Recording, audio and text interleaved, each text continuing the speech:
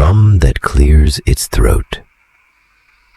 I am in my late 90s now. At this age, time does not run in a straight line. It circles back on itself like a goat returning to the same patch of grass. That is why I speak slowly. When an old man rushes, he begins to decorate the truth without knowing. Memory is a pot with cracks. If you carry it carelessly, you will spill what matters. So I will tell it the way it happened, plain, heavy, with the parts I still have strength to hold. In those days, our village was called Urua. It sat between red earth and tall trees, with a river nearby that moved like an old woman, slow and stubborn. People woke up tired, argued over small things, and forgave each other before the sun leaned too low.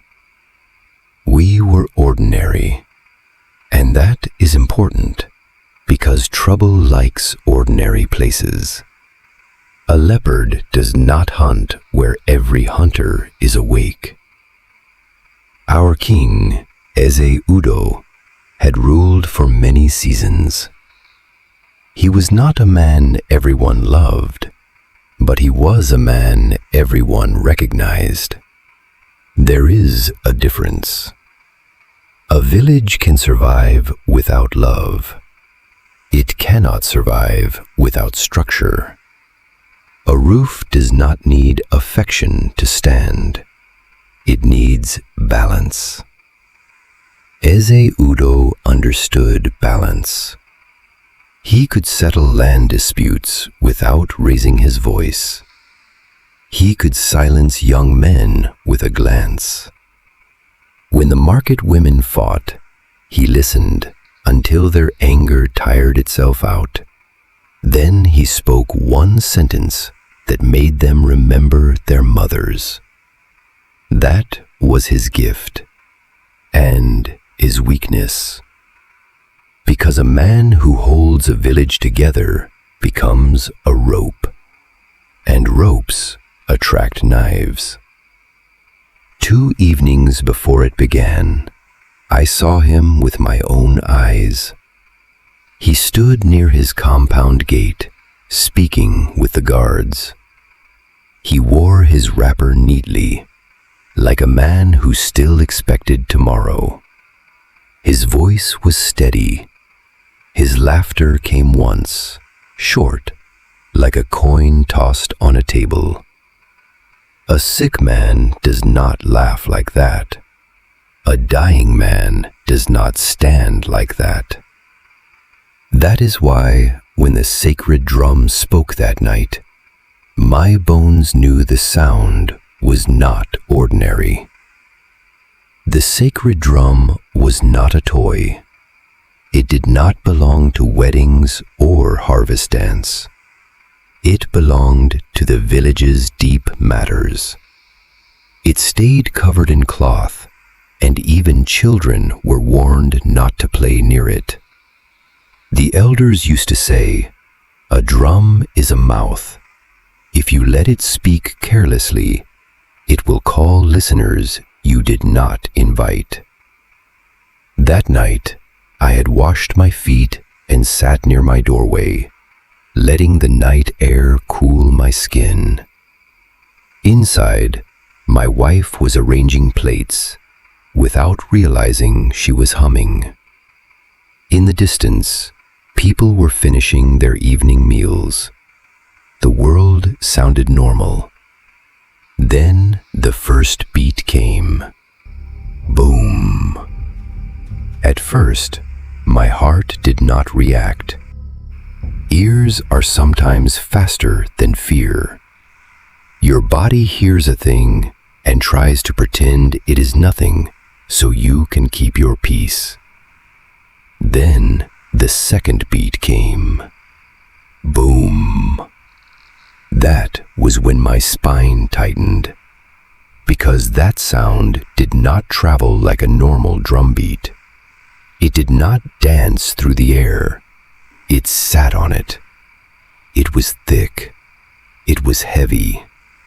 It felt like a stone dropped into water, and the water refusing to settle. A dog whined somewhere close. Not a bark, a whine. The kind of sound an animal makes when it smells something it cannot fight. Then the third beat. Boom. I stood up.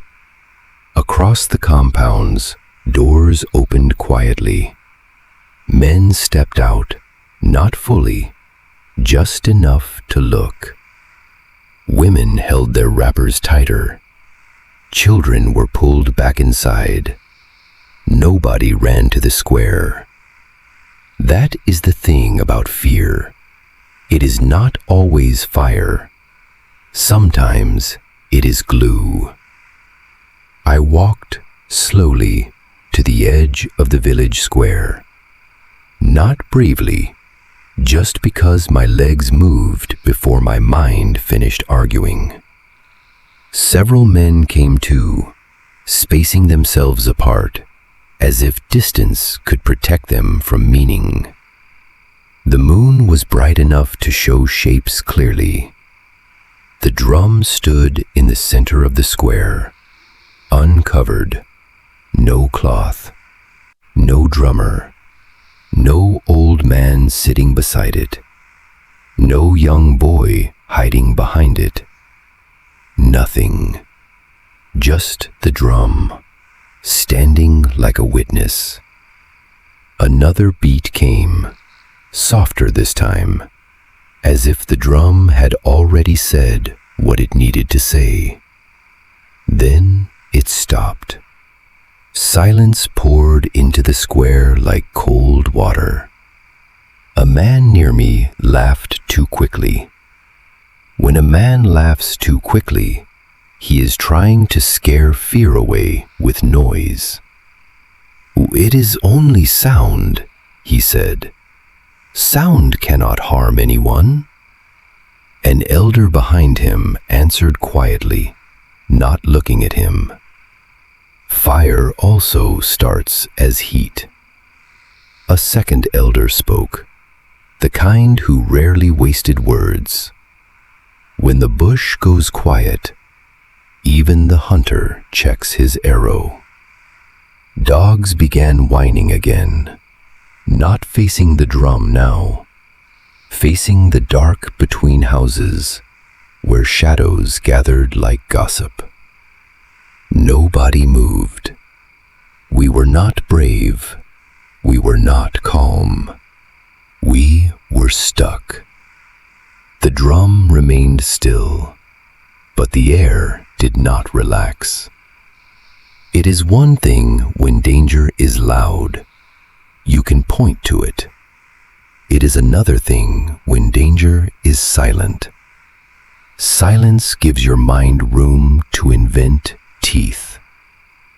After a while, people retreated into their compounds. Door